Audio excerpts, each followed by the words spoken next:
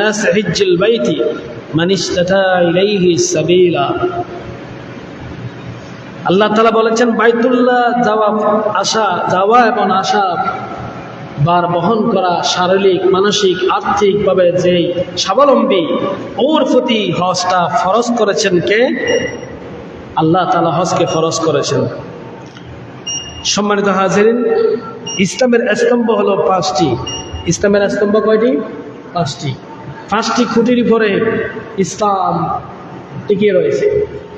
আর যেমন ঘরের ভিতরে যদি 5টি খুঁটি না থাকে, খুঁটি ছাড়া ঘর কখনো নির্মাণ থাকবে না।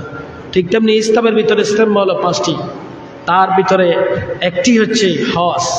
একটি হলো কি? হজ।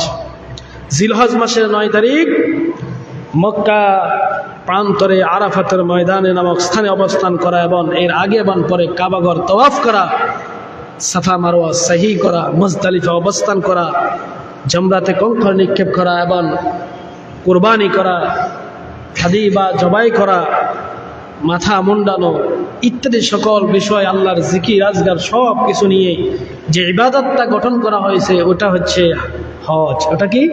হজ।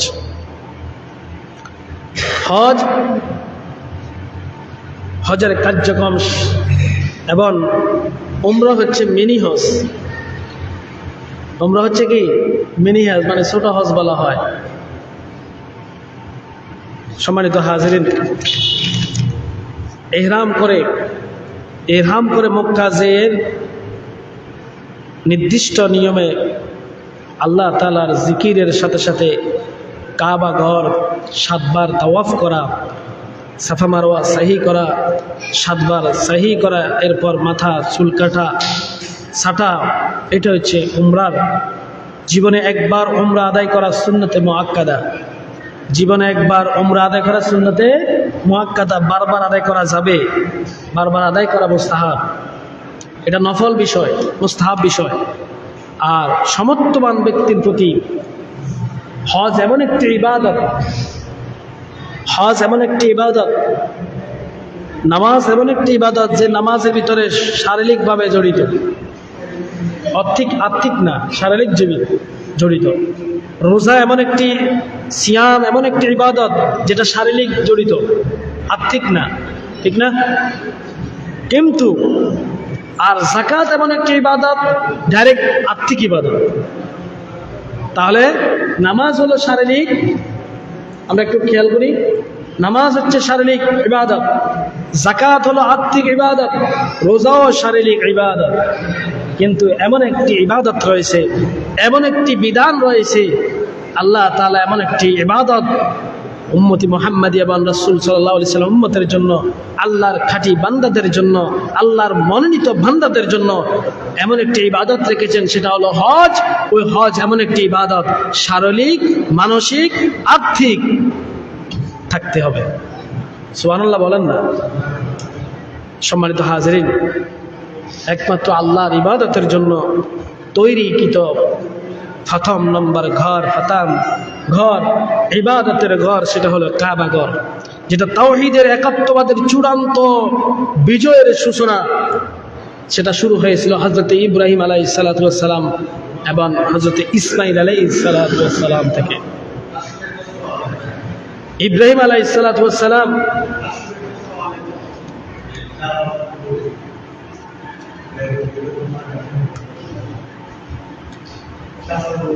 আমরা একটি এদিকে মনোযোগ দিই। সম্মানিত হাজিরিন, তাহলে তাওহীদ এবং একত্ববাদের চূড়ান্ত সূচনা হয়েছিল হযরত ইব্রাহিম এবং ইসমাঈল থেকে। ইব্রাহিম এবং ইসমাঈল আলাইহিস সালাতু ওয়াস সালাম থেকে।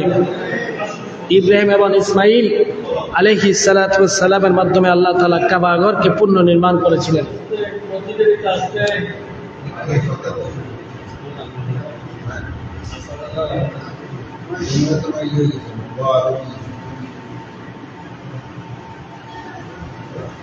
আমরা একটু আলোচনার দিকে মনোযোগ দিই।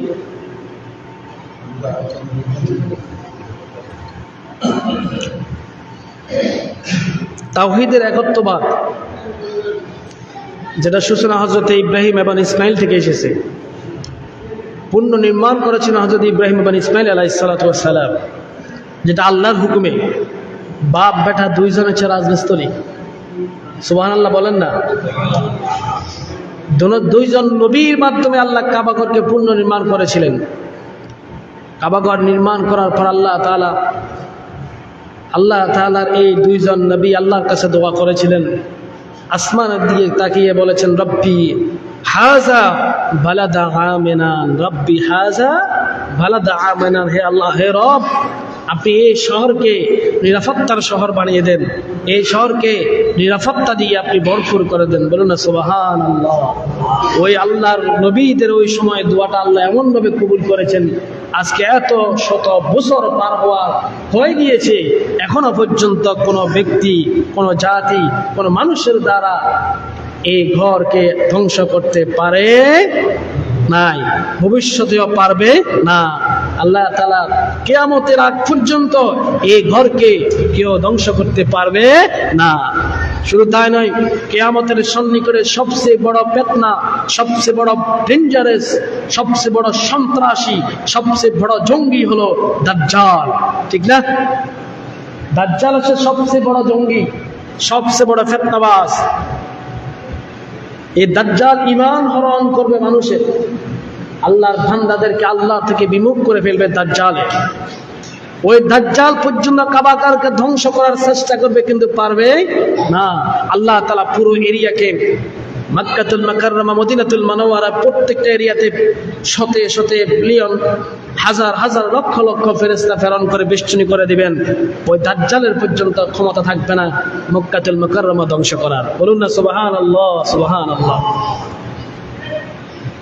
ওই ইব্রাহিমের দোয়ার ফসল, আর ওই ইব্রাহিম থেকে সূচনা হয়ে আমার আপনার নবী, কলিজার নবী, দয়াল নবী, মায়ার নবী, রহমাতাল লিল আলামিন মুহাম্মদুর রাসূলুল্লাহ সাল্লাল্লাহু আলাইহি ওয়াসাল্লাম নবীজি এসে তাওহীদকে, তাওহীদের ধর্মকে পরিপূর্ণ প্রতিষ্ঠার মাধ্যমে পরিপূর্ণ করে দিয়েছেন। বলুন না সুবহানাল্লাহ। আমাদের নবী এসে এই ধর্মকে, তাওহীদ এবং একত্ববাদকে, একত্ববাদের রিসালাতকে, একত্ববাদকে কায়েম করে প্রতিষ্ঠিত করেছেন। আর ওই একত্ববাদের কায়েমকে প্রতিষ্ঠিত কিয়ামত পর্যন্ত থাকবে। বলুন না সুবহানাল্লাহ। থাকবে কিনা? আর কোন নবী আসবে পৃথিবীতে? আর কোন নবী আসবে একত্ববাদের দাওয়াত দেওয়ার জন্য? কোন নবী রাসূল আসবে? আসবে না। ওই নবীজির মাধ্যমে এটা সমাপ্ত হয়েছে। আর এই সমাপ্ত বিষয়কে এবং এই ধর্ম প্রতিষ্ঠাকে, একত্ববাদের দাওয়াতকে কিয়ামত পর্যন্ত নবীজির উম্মতেরা দিতে থাকবে। বলুন না সুবহানাল্লাহ, সুবহানাল্লাহ। আর কোন নবী আসবে না। যারা বলবে যে আখিরে জামানার নবী মুহাম্মদ রাসূলুল্লাহ সাল্লাল্লাহু আলাইহি ওয়াসাল্লামের পরেও অন্য কোন নবী আসবে, তার ঈমান থাকবে ঈমান থাকবে না। ঈমান তার থাকবে না। কারণ রাসূল স্পষ্ট আকারে বলে দিয়েছেন, আনা খাতামান নাবিয়্যিন লা নাবিয়্যা বা'দা। সুবহানাল্লাহ বলা যাবে না? আল্লাহ রাসূল নিজে বলেছেন, আনা খাতামান নাবিয়্যিন, আমি হলাম শেষ নবী। আমাদের নবীজি কি শেষ নবী কিনা?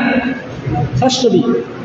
লা নাবিয়্যা বা'দা, আমার পর আর কোন নবী আসবে না। দায়িত্ব পালন কি করবে? আল্লাহ কোরআন কারীমের ভিতরে বলেছেন, ইন্নী জাইলুন ফিল আরদি খলিফা। প্রত্যেকটা নবীর উম্মত আল্লাহর নবীর এই একত্ববাদের, আল্লাহর এই একত্ববাদের দাওয়াত, তো আল্লাহর নবীর উম্মতেরা, আল্লাহর বান্দারাই এই দাওয়াতি কাজটা তারা করবে। বলুন না সুবহানাল্লাহ। আপনি করবেন, আমি করব, এটা হচ্ছে একত্ববাদ। সম্মানিত হাজিরিন, এই একত্ববাদের মাধ্যমে, এই একত্ববাদের মধ্যে একটি হচ্ছে হজ, যে হজের মাধ্যমে আল্লাহর একত্ববাদকে স্বীকৃতি দেওয়া। আল্লাহর একত্ববাদকে কি করা? স্বীকৃতি দেওয়া। আর এই হজের মাধ্যমে দুইজন রাসূলকে আল্লাহ শ্রেষ্ঠত্ব করেছেন। হজের মাধ্যমে দুইজন রাসূলকে আল্লাহ তাআলা শ্রেষ্ঠত্ব দান করেছেন, এবং ওই দুইজন রাসূলের আদর্শ অনুযায়ী দুনিয়ার মানুষদেরকে পরিচালনা করার জন্য, আদর্শ অনুযায়ী দুনিয়ার মানুষদেরকে ট্রেনিং দেওয়ার জন্য আল্লাহ তাআলা ব্যবস্থা করেছেন হজ। সুবহানাল্লাহ বলেন। ওই দুইজন রাসূল ওই দুইজন রাসূলের আদর্শ অনুযায়ী নিজের জীবন গঠনের জন্য হজ আল্লাহ তাআলা ব্যবস্থা করেছেন। ও হজের নিদর্শনগুলো শিখে এসে, ওই হজের দুইজন রাসূলের কাজকর্মগুলো শিখে এসে ট্রেনিং দিয়ে নিজের জীবনকে পরিচালনা করার মাধ্যম রেখেছেন। ওই দুজন রাসূল হলো, একজন হলো ইব্রাহিম ও খলিলুল্লাহ, ইব্রাহিম ও খলিলুল্লাহ, আরেকজন হলো আমার আপনার নবী, দয়াল নবী, মায়ার নবী, রাহমাতাল লিল আলামিন মুহাম্মদুর রাসূলুল্লাহ সাল্লাল্লাহু আলাইহি ওয়াসাল্লাম। সম্মানিত হাজিরিন, হজ এমন একটি ইবাদত, হজ এমন একটি ইবাদত আল্লাহ তাআলা মুসলমান জাতির জন্য দিয়েছেন। হজের মাধ্যমে ঈমানের পরীক্ষা হয়। হজের মাধ্যমে কিসের পরীক্ষা হয়? আপনারা কথা বলতে হবে। হজের মাধ্যমে কিসের পরীক্ষা হয়? ঈমানের পরীক্ষা। যেই হজের মাধ্যমে ব্যক্তির মানসিক প্রশান্তি লাভ করে এবং বৃহত্তরভাবে একটি গোষ্ঠী, সকল জাতি বর্ণের পাশাপাশি জাতিগত, বর্ণগত, ভাষাগত, ব্যক্তিগত সকল হিংসা বিদ্বেষ ভুলে গিয়ে, সকলে রেষারেষি ভুলে গিয়ে, বিদ্বেষ ভুলে গিয়ে হজ পালন করার হৃদয় থেকে যে মেনে নেয়, যে হৃদয় দিয়ে অনুভব করে, হৃদয় দিয়ে অনুভব করে যে দেশ থেকে আসুক না কেন, ভাষাগত পার্থক্য থাকতে পারে, চেহারাগত পার্থক্য থাকতে পারে, শরীরগত শারীরিক পার্থক্য থাকতে পারে, গঠনগত পার্থক্য থাকতে পারে, শক্তিগত পার্থক্য থাকতে পারে, কিন্তু প্রত্যেকটা অন্তরে দিয়ে, হৃদয় দিয়ে অনুভব করার একটি ইবাদত হজের মাধ্যমে মানুষগুলো হৃদয় দিয়ে অনুভব করে। যে ভাষাগত পার্থক্য থাকতে পারে, হৃদয়গত পার্থক্য থাকতে পারে, আর্থিকভাবে পার্থক্য থাকতে পারে, চেহারাগতভাবে পার্থক্য থাকতে পারে, কিন্তু আমার মুসলমান সবাই আমরা আপনজন, সকল মুসলমান এক। বলুন না সুবহানাল্লাহ, সুবহানাল্লাহ। এক না? সকল মুসলমান আপন ভাই ভাই। ভাষাগত পার্থক্য থাকতে পারবে, কিন্তু আমার মুসলমান ভাই আমার আপন। যারা যুক্তরাষ্ট্রে আছে, ইংলিশে কথা বলে, আমরা বাংলায় কথা বলি, ওইখানে যদি মুসলমান থাকে আমরা আমার ভাই কিনা। সকলে মক্কাতুল মুকাররমা উপস্থিত হজের সময়। যারা আফ্রিকা আছে, কালো নিগ্রো মানুষগুলো বিশাল বিশাল লম্বা, যারা হজে গিয়েছেন তারা দেখেছেন তাদের ভাষা আর আমাদের ভাষা পার্থক্য আছে না নাই? বাবা আছে না নাই? এখানে কে কে হজ করেছিলেন এখানে বলেন তো, আপনারা কারা হাজি আছেন? কজন আছেন হাজি? একটু দেখান তো। আপনি হজ করছেন না? বলেন হজ করছেন? একজন আছে। আর কেউ আছেন হাজি? আল্লাহ তাআলা হজকে কবুল করুক, আমরা বলি আমিন। আল্লাহ যাদের প্রতি হজ ফরজ হয়েছে আল্লাহ তাদেরকে হজ করার তৌফিক দান করুক, আমরা বলি আমিন। যারা হজে গিয়েছেন অথবা উমরায় যারা যান তারা দেখেছেন আফ্রিকার মানুষগুলো কত লম্বা এবং কালো নিগ্রো, চেহারারও অনেকের আছে দপ নাই, আছে না? আর অনেক আছে শক্তিশালী, আছে না নাই? আবার অনেক মিশরি আছে অনেক শক্তিশালী, অথচ ওদের তুলনায় আমাদের বাংলাদেশের মুসলমানগুলো কিছু শক্তিও তো নাই, খাটল। হজ এমন একটি ইবাদত, সকল পৃথিবীর সকল মানুষগুলো জাতিগত পার্থক্য, ভাষাগত পার্থক্য, আর্থিকগত পার্থক্য, ক্ষমতাগত পার্থক্য থাকবেই, কিন্তু একটা জায়গায় এসে মহাসমাবেশে উপস্থিত ঐক্যবদ্ধ হয়ে যায়, ঐক্য গঠন করে হজের মাধ্যমে যে না সকল রূপের পার্থক্য থাকতেই পারবে, কিন্তু আমরা একটাই জাতি, সেটা হলো মুসলমান। বলুন না সুবহানাল্লাহ, আরো জোরে বলেন সুবহানাল্লাহ। এটাই হচ্ছে ঐক্য সৃষ্টির একটি মাধ্যম। সারা পৃথিবীর সকল মুসলমান ঐক্য গঠনের একটি মাধ্যম হলো, ঐক্যবদ্ধ হওয়ার একটি মাধ্যম হলো হজ। সম্মানিত হাজির, এই কারণে হজকে অস্বীকার করা যাবে না। যে ব্যক্তির প্রতি হজ ফরজ, ওই ব্যক্তি হজ করতেই হবে। আজকে হজ না করে, অস্বীকার করে, ডাইরেক্ট কাফের, সে মুসলমান আর থাকবে না। আমাদের সমাজে এরকম মানুষ আছে না নাই?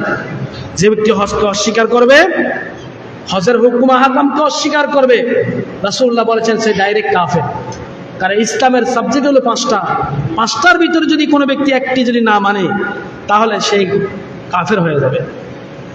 মাদ্রাসা বলেন, স্কুল বলেন, কলেজ বলেন, যে ছাত্রদের সাবজেক্ট যদি 10টা হয়, 10টার ভিতরে যদি একটা ফেল করে, ওই ছাত্র কি পাস করবে? বাবা পাস করবে? পাস করবে না। কারণটা কি? এই 10টা পরীক্ষায় ছাত্র, খেয়াল করেন, 10টা বিষয়ে ছাত্র পরীক্ষা দিয়েছে। কয় বিষয়? 10 বিষয়। 10 বিষয়ের ভিতরে 9 বিষয় গোল্ডেন এ প্লাস পাইছে। 9 বিষয় কি গোল্ডেন এ প্লাস পাইছে, আর 1 বিষয় ফেল করছে। বলেন তো ওই ব্যক্তির, ওই ছাত্রটার রেজাল্ট কি এফ আসবে না গোল্ডেন আসবে? বলেন না, ফেল করছে না? ওই ছাত্রটার রেজাল্ট আসবে এফ। কেন এফ? 10টা পরীক্ষা দিয়েছে, একটাই ফেল করেছে, 9টায় গোল্ডেন এ প্লাস পেয়েছে। কিন্তু এই 9টা গোল্ডেন এ প্লাসের কোনো মূল্য আর রয়েছে হইল না। সে আবার একটা বছর ড্রপ দিতে হবে, 1 বছর পরে আবার পরীক্ষা দিয়ে যদি পাস করে তারপরে পাস। কিন্তু ইসলামের ভিতরে এই সুযোগটা নেই। হজ আপনার প্রতি ফরজ, এটা অস্বীকার করতে পারা যাবে না। যদি অস্বীকার করেন আপনার ঈমানে থাকবে না। আর আবার অনেকে আছে হজ ফরজ হওয়ার পরেও অস্বীকার করে না, কিন্তু হজ করে না। আপনি হজ ফরজ, আবু হানিফা রাহমাতুল্লাহ আলাইহি বলেছেন যার প্রতি হজ ফরজ সাথে সাথে হজ করে না। প্রত্যেকটা মাযহাবের ইমামেরা বলেছেন। কিন্তু আমাদের মাঝে এমন আছে ভাই, হজ ফরজ হওয়ার পরেও গড়িমিশি করি, হাইরে হজে অনেক টাকা, অথচ আপনার কাছে আল্লাহ তৌফিক দিয়েছেন, অর্থ দিয়েছেন, সম্পদ দিয়েছেন, কিন্তু হজ ফরজ আপনার প্রতি। হজ ফরজ হওয়ার পরে আপনি হজ করেন না। আপনি কি করেন? টাকা শেষ হয়ে যাবে। এই টাকা কিন্তু আপনার না, এটার মালিক কে? কথা বলেন না, এটার মালিক কে? তো হজ তো আপনাকে আল্লাহ মনোনয়ন করেছে। মনে রাখবেন, আল্লাহ যে আপনাকে সম্পত্তি দিয়েছেন, তৌফিক দিয়েছেন, আর্থিক, শারীরিক, মানসিক যে তৌফিক আল্লাহ দিয়েছেন, এটা আল্লাহ তাআলার একটি রহমত আপনাকে করেছেন। শুরু তাই নয়, আপনার প্রতি যদি হজ ফরজ হয়ে থাকে, মনে রাখবেন এটা আপনি নিজ থেকে নয়, এটা আল্লাহ আপনাকে বাছাই করেছেন। বলুন না সুবহানাল্লাহ। কে বাছাই করেছেন? এত আসতে বললেন? যাদের প্রতি হজ ফরজ তাদেরকে আল্লাহর ঘরে মেহমান বানানোর জন্য কে বাছাই করেছেন? আল্লাহ বাছাই করেছেন। আল্লাহ যেখানে আপনাকে বাছাই করেছেন, আল্লাহ যেখানে আপনাকে দাওয়াতের ইনভাইট কার্ড পাঠিয়েছেন, দাওয়াতের কার্ড পাঠিয়েছেন, আপনি যদি ওই আল্লাহর দাওয়াতের কার্ডটা পাওয়ার পরে আপনি যদি ওই দাওয়াতে শরীক না হন, আল্লাহর বাড়িতে শরীক না হন, তাহলে আপনি কি আল্লাহর বান্দা হবেন? ভাই আপনি খেয়াল করেন না, আপনার একজন ঘনিষ্ঠ আত্মীয় অথবা আপনার ভাই বলেন, আপনার বোন বলেন, কারো বিয়েতে দাওয়াত দিল আপনাকে কার্ড দিয়ে, বিয়ের দাওয়াত পেয়েছেন, কার্ড দিয়ে পাওয়ার পরে ওই বিয়েতে আপনি অংশীদার হন নাই, দাওয়াত দেওয়ার পরে আপনি ওই দাওয়াতে দান নাই, তাহলে ওই আত্মীয়টা মন খারাপ করবে না? মন খারাপ করবে না? অবশ্যই করবে। বরং ওই আত্মীয় আপনার সাথে সম্পর্ক রাখবে না। কেন রাখবে না? ভাই আমি তোমাকে অনেক কষ্টের মধ্যে দাওয়াত দিয়েছি, কার্ড দিয়ে দাওয়াত দিয়েছি, তোমাকে এত দাওয়াত দেওয়ার পরেও তুমি আমার বাড়িতে দাওয়াতে অংশগ্রহণ করলে না, তুমি তো মানুষটা সুবিধার নয়, তোমার সাথে আজকে থেকে আমাদের সম্পর্ক আর নাই। এরকম বলেন না আপনারা? দাওয়াত দিবার পরেও দাওয়াতে আসে নাই, তার সাথে কি মেজাজ খারাপ করবেন? অবশ্যই। আত্মীয়তা সম্পর্ক ছিন্ন হয়ে যায়। তাহলে যে রব আপনাকে দাওয়াত দিয়েছে আল্লাহর ঘরের মেহমান হওয়ার জন্য, হজ আপনার প্রতি ফরজ।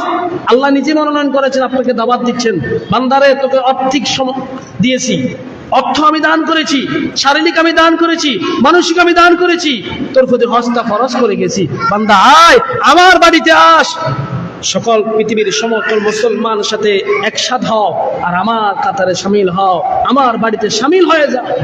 আর আমার আল্লাহ এদিকে ডাকতেছে, মেহমান, আপনাকে মেহমান করার জন্য মনোনিবেশন দিচ্ছে, দাওয়াতি কার্ড পাঠিয়েছে, আর আপনি আল্লাহর ডাকে আপনি সাড়া দিলেন না। বলেন না এই সম্পত্তি কি আপনার থাকবে? কথা বলেন, এই সম্পত্তি কি আপনার থাকবে? থাকবে না। যাদের প্রতি হজ ফরজ তারা যদি হজ না করেন, না করে যদি মারা যান, দেখবেন আপনার এই সম্পত্তি একদিন থাকবে না। এই সম্পত্তি শেষ হয়ে যাবে। এটা আওয়াজ নাই যে ভাই, আমার এই কারণে কষ্ট হচ্ছে, এটার আওয়াজ আমি শুনতেছি না, এটার আওয়াজ শোনা যাচ্ছে না, ওনারা বলতেছে এটার আওয়াজ শুনছে না।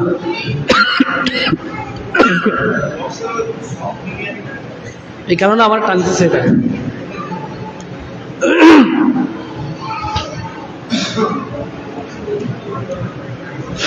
হ্যালো, সম্মানিত হাজিরিন,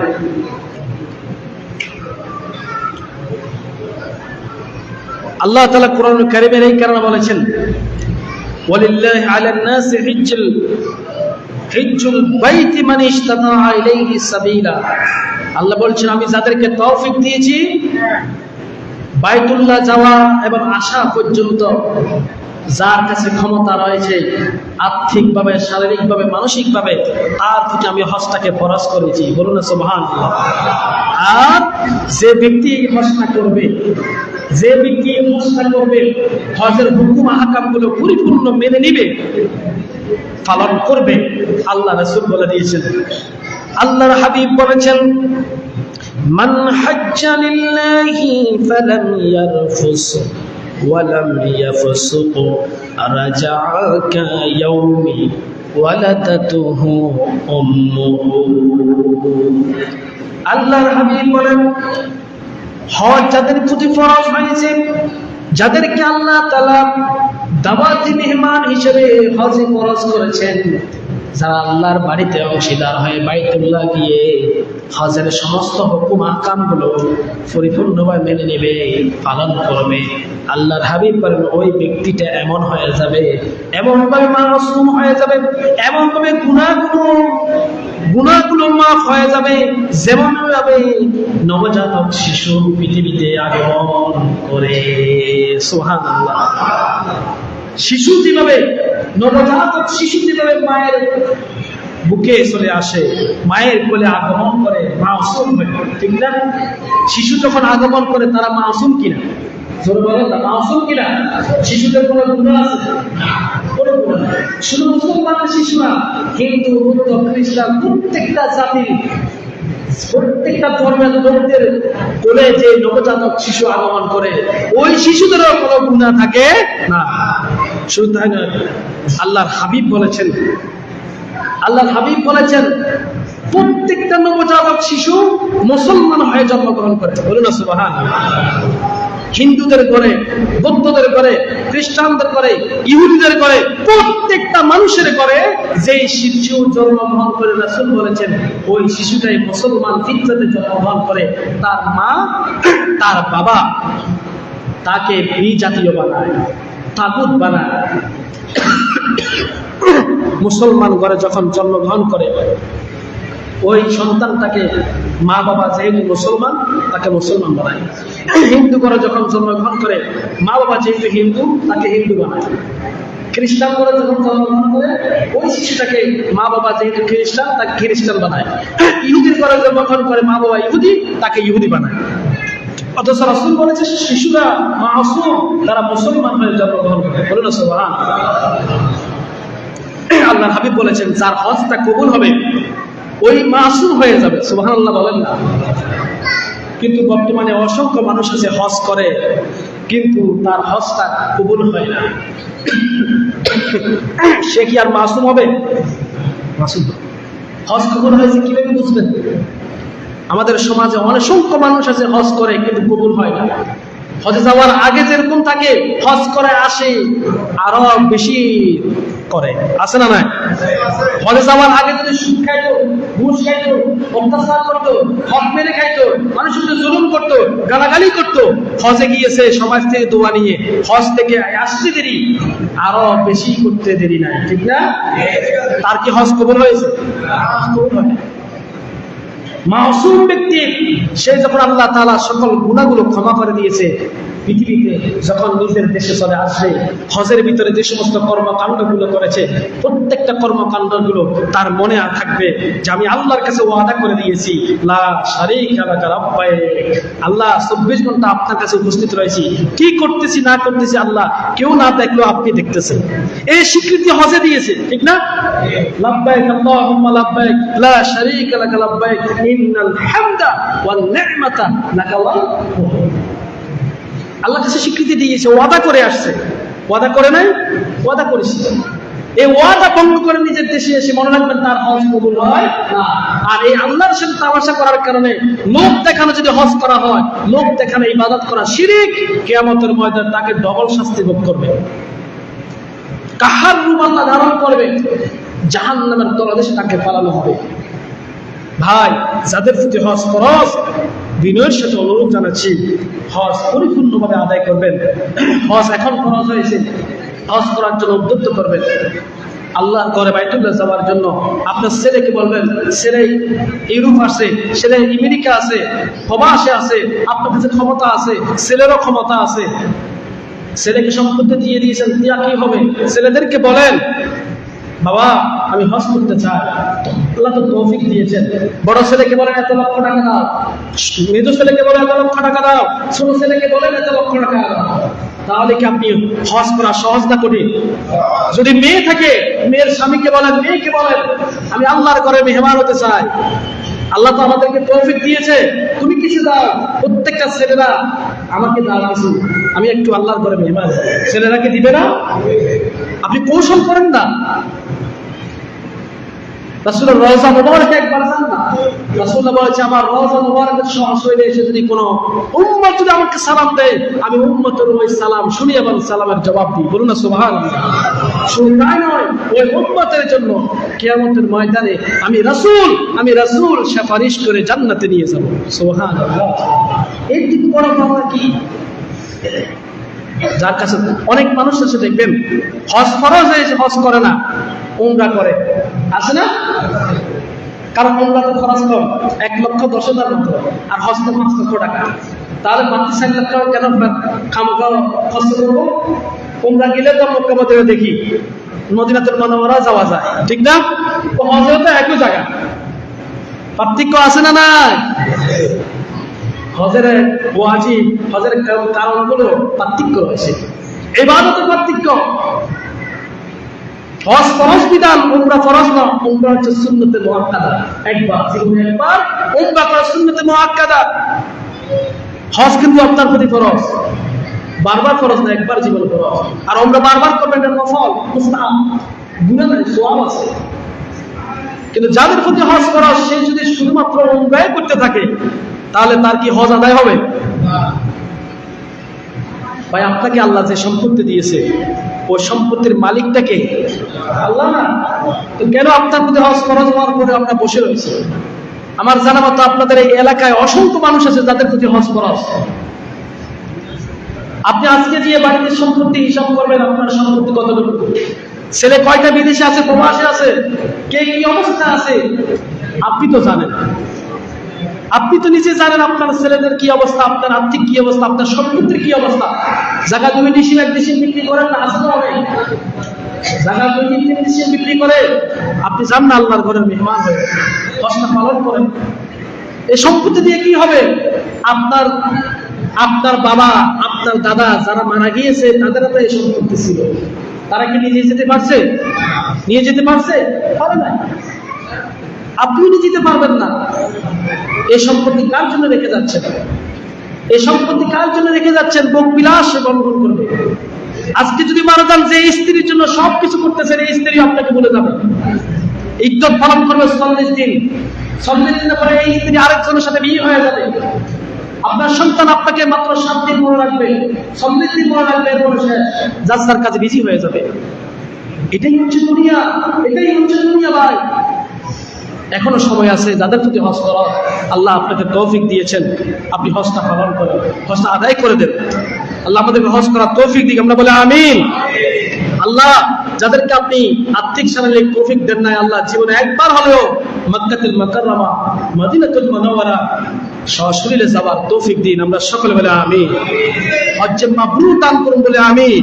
হজ্জে মাবরুর হচ্ছে মাসুম হয়ে যায়, যেটা রাসূল বলেছে, হজ্জে মাবরুর যদি কোনো ব্যক্তির হাসিল হয়ে যায়, সে একদম মাসুম হয়ে যাবে। ওই অবস্থা যদি মারা যায়, ডাইরেক্ট বিনা হিসেবে আল্লাহ তাআলা জান্নাত দিয়ে দিবে। সুবহানাল্লাহ। তাহলে আমরা দোয়া করবো যাতে আল্লাহ তাআলা হজ্জে মাবরুর প্রত্যেকটা ব্যক্তিকে, যাদের হজে গিয়েছে, ওই সমস্ত ব্যক্তির হজগুলো কবুল করে হজ্জে মাবরুর দান করুক, আমরা বলি আমিন। সম্মানিত হাজিরিন, হজ্জে মাবরুর এমন একটি গুরুত্ব সম্পর্কে হযরত আবু হুরায়রা রাদিয়াল্লাহু তাআলা বর্ণিত বুখারী এবং মুসলিমের হাদিস, নবী করিম সাল্লাল্লাহু আলাইহি ওয়াসাল্লামকে এসে জিজ্ঞাসা করা হলো, আবু হুরায়রা রাহমাতুল্লাহ আলাইহি, হযরত আবু হুরায়রা রাদিয়াল্লাহু তাআলা আবু হুরায়রা রাদিয়াল্লাহু তাআলা বলেন, قال سئل رسول الله صلى الله عليه وسلم أي أعمال أفضل أي أعمال أفضل হে রাসূলুল্লাহ, ইয়া হাবিবাল্লাহ, ইসলামের ভিতরে সবচেয়ে উত্তম আমল কোনটি, সবচেয়ে গুরুত্ব আমল কোনটি? রাসূলুল্লাহ বলে ফেললেন, ক্বালু ঈমানু বিল্লাহি ওয়া রাসূলিহি, আল্লাহ এবং তার রাসূলের প্রতি ঈমান আনা। কার প্রতি ঈমান আনা? আল্লাহ এবং রাসূলের প্রতি ঈমান আনা। আবার হযরত আবু হুরায়রা রাদিয়াল্লাহু আনহু প্রশ্ন করলেন, ক্বালা সুইলা ইয়া রাসূলুল্লাহ আইয়ু আমালি আফযাল, এর পরে কোনটি? আল্লাহর হাবিব বলেন, ক্বালা জিহাদু ফি সাবিলিল্লাহ, সবচেয়ে উত্তম আমল হলো আল্লাহর রাহে, আল্লাহর জন্য সংগ্রাম করা, জিহাদ করা, মানুষদেরকে মুক্তি করার জন্য, মানুষদের নিরাপত্তার জন্য, আল্লাহর দ্বীন কায়েমের জন্য আল্লাহর রাহে সংগ্রাম করা, জিহাদ করা হলো সবচেয়ে উত্তম কাজ। আবার জিজ্ঞাসা করা হলো, আবার রাসূলকে প্রশ্ন করা হলো, ক্বালা সুইলা ইয়া রাসূলুল্লাহ আইয়ু আমালি আফযাল, ইসলামের ভিতরে সবচেয়ে ভালো আমল, উত্তম আমল কোনটি? তখন আল্লাহর হাবিব বলে উঠলেন,